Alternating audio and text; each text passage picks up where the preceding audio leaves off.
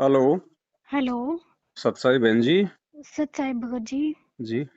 परमात्मा की दया से आज मेरा नंबर लग ही गया। जी। आ, कहाँ से बोल रहे हैं? हेलो। जी बहन जी, कहाँ से बोल रहे हो? सत साई भगत जी। सत्साई। मैं गाजियाबाद से बोल रही हूँ, मीनाक्षी उदासी। जी बोलिए।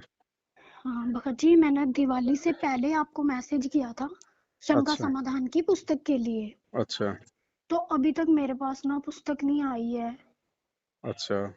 तो मैं यही पूछना चाह रही थी कि वो पुस्तकें, मतलब मैसेज तो आया था, ओके आपका लिखा हुआ आया था, तो वो पुस्तकें मतलब कोरियर हुई हैं या नहीं हुई हैं? अगर ओके लिख के आया है तो आपके पास पुस्तक आ जाएगी बहन जी। बीच में थोड़ी पुस्तक समाप्त हो गई थी, दोबारा से छपी है, अब भेज रहे हैं हम दोबारा से। अच्छा भगत जी, वो कब तक आ पाएंगे? क्योंकि मुझे ना पुस्तक बहुत थोड़ा जल्दी चाहिए थी। मैंने इसलिए मैसेज भी बहुत जल्दी करा था। मेरे घर में शादी भी आ रही है, अच्छा अच्छा अच्छा। तो उसके लिए मुझे यही डर लगा रहता है कि कोई नियम मर्यादा मतलब खंडित ना हो। छोटी मोटी हम्म। गलतियां तो रोज होती ही हैं। जी। तो मैं यही पूछना चाह रही थी कि वो यहाँ पे कोई आसपास में सात संगति वाला कोई सत्सेवक भाई हो बहन हो गाजियाबाद के आसपास में? भगत तो काफी हैं साथ संगत से जुड़े हुए, दिल्ली, गाजियाबाद, नोएडा में, लेकिन अब दास बहन जी किसी का नंबर नोट नहीं करता है, क्योंकि मेरे पास दिन में सैकड़ों फोन आते हैं। फोन मैं आते नंबर हैं। मैं नहीं सेव कर पाता किसी का भी।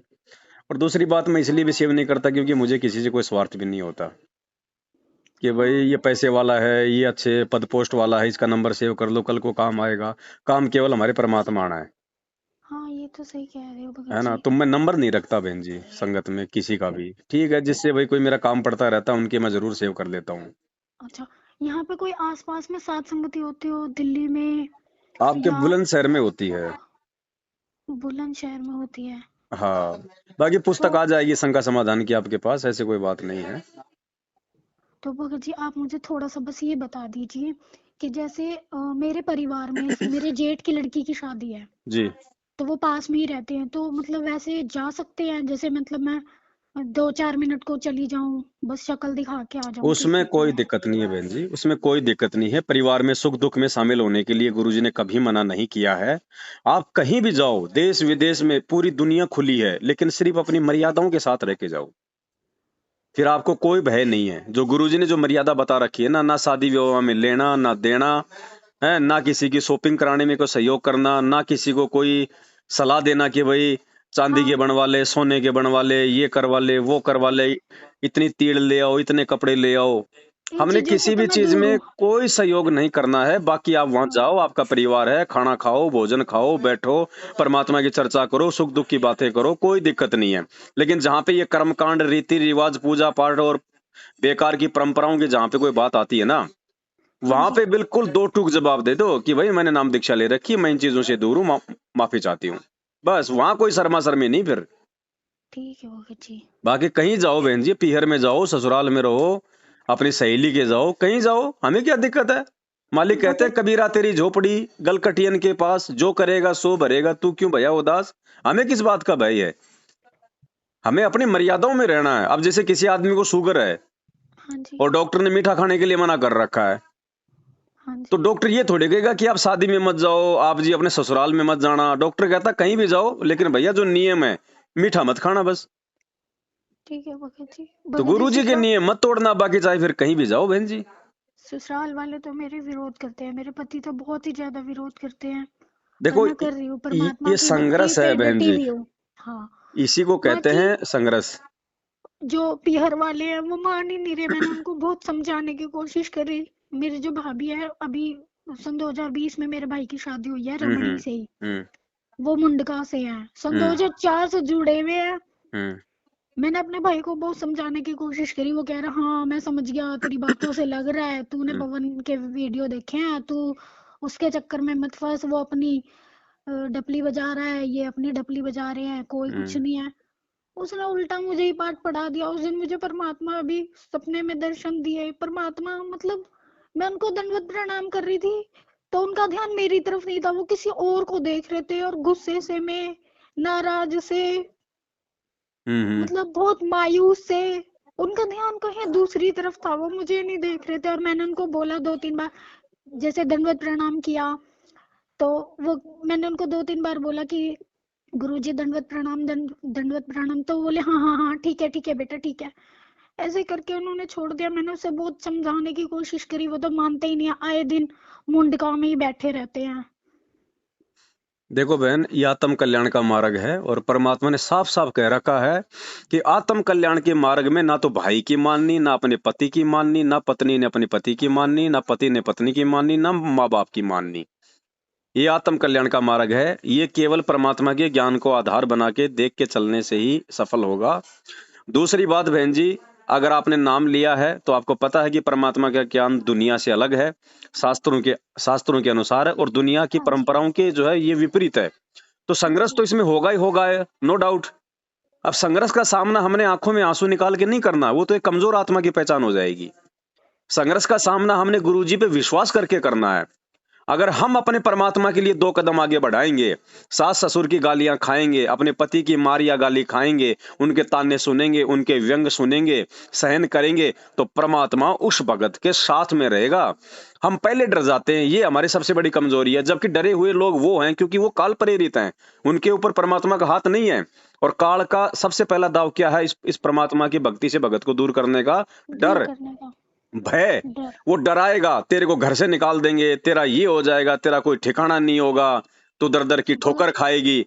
अरे सही कह रहे भगत हो जी। है, परमात्मा अपने भगत को दर दर की ठोकर खाने देगा क्या? मीराबाई भक्ति के नहीं, लिए अपना घर छोड़ के चली गई थी, किसने संभाला उसको वृंदावन में? परमात्मा ने परमात्मा संभाला ने। था। हर हर अच्छे बुरे आदमी से उसको बचाया परमात्मा ने, उसकी उसकी खाने पीने की व्यवस्था की परमात्मा ने। तो मालिक साथ रहेगा। हम बहन जी कोई सुने थोड़ी हैं, हम बिना धनी के थोड़ी हैं। लेकिन सही कह हम रहे हो पहले ही हम हार मान जाते हैं, हम डर जाते हैं, क्योंकि काल का काम है भय कि यार भय। ये प्रॉपर्टी नहीं छीन जाए, ये भाई है कहीं बाद में मेरे को जमीन दे ना दे, मकान में हिस्सा दे ना दे। तो वो पहले हमारे को डरा देता है काल। सही कह रहे हो भगत जी, काल भगवान तो पूरा दाव चला रहे हैं अपना। रोज बहुत सपने आते थे मुझे बीच में कि तेरा डाइवोर्स हो जाएगा, तेरा यूं हो जाएगा, हो ये जाएगा तेरा तो हो वो हो जाएगा, जाएगा। डाइवोर्स हो जाएगा तो कौन सा मेरा यही परमात्मा से कनेक्शन कट गया? ऐसे पति ना जाने कितने मिल लिए और कितने मिलते रहेंगे। यही ठान रखे ये भगत जी आत्मा आप। का पति अब की बार मिला है, इसका हाथ नहीं छोड़ना हमने। चाहे चाहे हमारा घर छूटे, चाहे परिवार छूटे। और फिर परमात्मा क्या कहते हैं बहन जी? जय तू चाले 1 कदम, मैं चालू कदम 60, जय तू हो जा काठ की, मैं हो जाऊं लोही की लाट। भगवान अपने भगत से 2 कदम आगे चलता है जो संघर्ष करता है मर्यादा में रह के। फिर तो भगवान की आवश्यकता ही नहीं है। फिर भगवान की भक्ति कौन करेगा? अगर भक्ति करते करते भी, परमात्मा कहते हैं, अगर भक्ति करते करते भी मेरे भगत पे संकट आवेगा तो हमें कौन पूछेगा? हमें कौन पूछेगा फिर? ये मालिक की वाणी है। सही कह रहे हो भगत जी। लेकिन भगत इसके लिए जी बहन जी थोड़ा विश्वास चाहिए, थोड़ा इसके लिए मतलब समर्पण चाहिए। ठीक है भगत जी। समर्पण चाहिए। अब जैसे छोटा बच्चा होता है, बाप उसको तीसरी मंजिल पे ले जाके उसके दोनों हाथ पकड़ के अगर उसको दीवार से नीचे कर देता है तो बच्चा बहन जी डरता नहीं है, क्योंकि उसको अपने बाप पे विश्वास है कि ये मुझे छोड़ेगा नहीं। हाँ जी। और वो बच्चा जब समझदार होता है और उसका यार दोस्त उसके हाथ पकड़ के अगर बिल्डिंग से नीचे करना चाहे, वो नहीं होता है, क्योंकि उसको विश्वास नहीं होता उस पे। तो हमने उस प्रकार से एक बालक की तरह अपने गुरुजी पे हमने अंधा विश्वास करना पड़ेगा, सही कह रहे हो तब भगत जी। बात बनेगी बहन जी। परमात्मा ना जाने किसकी व्यवस्था बहन जी किसके माध्यम से करवा दे। कितने ऐसे घर परिवार हैं भगत समाज में, कितने ऐसे परिवार हैं जो केवल अकेले हैं, करोड़पति हैं, अरबपति हैं, उनकी कोई सेवा करने वाला नहीं है। क्या पता भगवान कहाँ पे सेट कर दे अपनी उस आत्मा को, उससे भी अच्छा माहौल दे देगा उसको भक्ति के लिए। हाँ जी। तो डरना नहीं है बहन जी कि पति निकाल देगा, घर से निकाल देगा। ये घर हमारे हैं क्या? नहीं भगत जी, है? आपकी वीडियो से, आपकी बातों से भगत जी बहुत हिम्मत मिलती है। आपको देख के ऐसा लगता है कि जैसे परमात्मा ने ना एक नौका भेज दी, हम डूबते हुए को सहारा दे दिया। आपकी बातों से बहुत हिम्मत मिलती है भगत जी। बस आप अपनी सेवाएं ऐसे ही करते रहना। आपकी वीडियो देख के इतनी दृढ़ता आती है, मैं अपने घर से बाहर नहीं जा सकती, अपने घर में ही भक्ति पूजा करती हूँ, अपने परमात्मा को अपने हृदय में लेके चलती हूँ। बहुत सात समिति की वीडियो मैं घर में ही बैठ के देखती हूँ, इतनी दृढ़ता आती है, इतना विश्वास बढ़ता है। आपको देख देख के ऐसा लगता है कि परमात्मा हमारे साथ ही है, हमारे बीच में ही है। और मतलब परमात्मा ने आपको खड़ा कर दिया। आप कुछ नहीं हो, आप कुछ नहीं बोलते, लेकिन जो आप बोलते हो वो परमात्मा के शब्द होते हैं। परमात्मा हमें राह दिखाते हैं।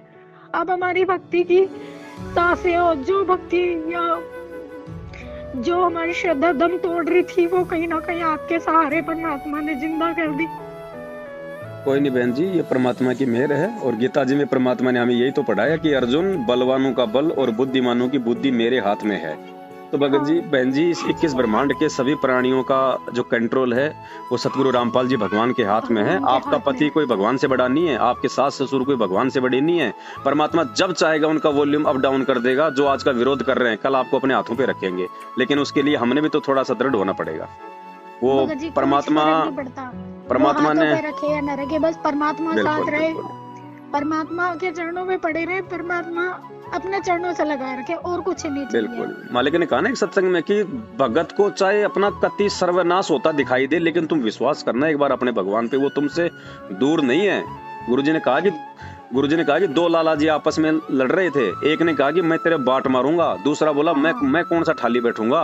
तो जब हम अपने गुरुदेव भगवान के भक्ति मार्ग में अपने गुरुदेव जी के पच्चिनों पे चलते हुए, बहन जी 27 साल से ये भगवान, इसको क्या जरूरत थी इस गंदे लोक में आके और 2 कोड़ी के जीवों की गालियां खाने की, पुलिस वालों के डंडे खाने की, रिमांड सहन करने की।